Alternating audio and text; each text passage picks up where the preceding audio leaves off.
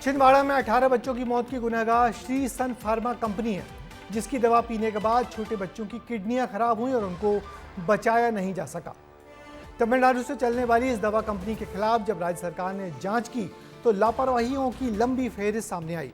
विस्तार न्यूज के पास 44 पन्नों की वो रिपोर्ट है जिसमें इस दवा कंपनी का काला चिट्ठा है। बेहद घटिया और जहरीली दवा बनाने वाली इस कंपनी के खिलाफ राज्य सरकार ने मामला तो दर्ज कर लिया है। देखिए मौत की इस फैक्ट्री में क्या कुछ गड़बड़ियां चल रही थी हमारी इस खास रिपोर्ट में। जहरीले केमिकल DEG और EG से बनी सिरप में 48% जहरीला केमिकल, मात्र 0.10% होना था, लेकिन 480 गुना ज्यादा मिला। कंपनी ने चोरी छिपे खरीदा घटिया प्रोपिलीन ग्लाइकॉल। तमिलनाडु सरकार की 44 पन्नों की ये जांच रिपोर्ट उस कातिल सिरप कंपनी के खिलाफ है जिससे मध्य प्रदेश में 18 बच्चों की जान ली है। छिंदवाड़ा में बच्चों की मौत के बाद तमिलनाडु सरकार ने 44 पन्नों की जांच रिपोर्ट केंद्र और मध्य प्रदेश सरकार को सौंपी, जिसमें कई चौंकाने वाले खुलासे हुए हैं। विस्तार न्यूज के पास 44 पन्नों की जांच रिपोर्ट की ये एक्सक्लूसिव कॉपी है जो नई परतें खोल रही हैं। तमिलनाडु सरकार ने 364 बिंदुओं पर जांच की, जिसमें 39 गंभीर और 325 बड़ी गड़बड़ियां पाई गईं। प्लास्टिक पेंट, ब्यूटी प्रोडक्ट में इस्तेमाल होने वाला प्रोपिलीन ग्लाइकॉल कफ सिरप में मिलाया गया। कफ सिरप में 0.1% डाई एथिलीन ग्लाइकॉल होना था, जो जरूरत से 480 गुना ज्यादा यानी 48% ज्यादा निकला, जो कि एक जहरीला केमिकल है और इसने ही बच्चों के शरीर के अंदर जाकर किडनी, लिवर और नर्वस सिस्टम पर अटैक किया। जांच में पता चला कि श्री सन फार्मा कंपनी ने बिना चालान के चोरी छिपे अलग अलग तरीकों से 50-50 किलो प्रोपिलीन खरीदा, जो अवैध कैटेगरी में आता है। फैक्ट्री में जरूरत से ज्यादा कच्चा माल रखा था, सफाई भी नहीं थी। इतना ही नहीं, प्रोपिलीन ग्लाइकॉल समेत कच्चे माल को बिना जांच, बिना डेटा और बिना मंजूरी के इस्तेमाल किया गया। अन्य देशों में इसे दवा में मिलाने पर पूरी तरह से प्रतिबंध है। हमारे देश में नियम के मुताबिक इसे सिर्फ 0.1% ही मिलाया जा सकता था, लेकिन कोल्ड ड्रिंक कप सिरप में DEG का इस्तेमाल 48.6% तक किया गया।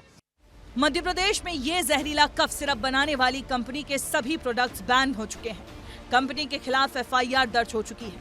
जहर बांटने वाली श्री सन फार्मा कंपनी को भी जान लीजिए।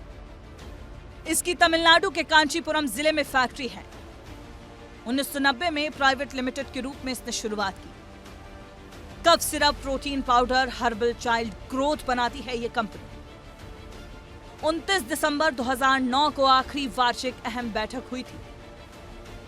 कॉर्पोरेट मामले के मंत्रालय MCA के रिकॉर्ड के मुताबिक कागजों में ये कंपनी बंद हो चुकी है, यानी बंद हो चुकी कंपनी की दवा पूरी जगह सप्लाई हो रही है। मध्य प्रदेश के छिंदवाड़ा में सिरप कांड के बाद इसे बैन कर दिया गया। प्रशासन सख्त है। प्रदेश की सभी मेडिकल दुकानों पर ड्रग्स विभाग की टीमें दबिश देकर कफ सिरप के सैंपल की जांच कर रही हैं। अब प्रदेश में जो ड्रग्स विभाग है वह पूरी तरह अलर्ट हो चुका है। आप राजधानी भोपाल की तस्वीर देखिए कि किस प्रकार से कार्डियो अस्पताल के पास तमाम जो दवाई दुकान है उस पर ड्रग्स विभाग की टीम पहुंची है और तमाम जो सिरप है वह जांच रही कि जो छिंदवाड़ा में जो कप सिरप मिला है उसका जो फॉर्मूला है वो इन फॉर्मूले से मेज तो नहीं खा रहा। आज जो कार्रवाई हो रही है वो पहले हो जाती तो 18 बच्चों की मौत न होती, इन माओं का रो रो कर बुरा हाल न होता, जिनकी कोख एक जहरीले कप सिरप ने उजाड़ दी है। इस बाप के जिगर का टुकड़ा उससे दूर न होता। बहरहाल मध्य प्रदेश में तो इस पर प्रतिबंध लगा दिया गया है, लेकिन केंद्र सरकार इस पर क्या एक्शन लेता है ये भी देखना होगा। ब्यूरो रिपोर्ट, विस्तार न्यूज।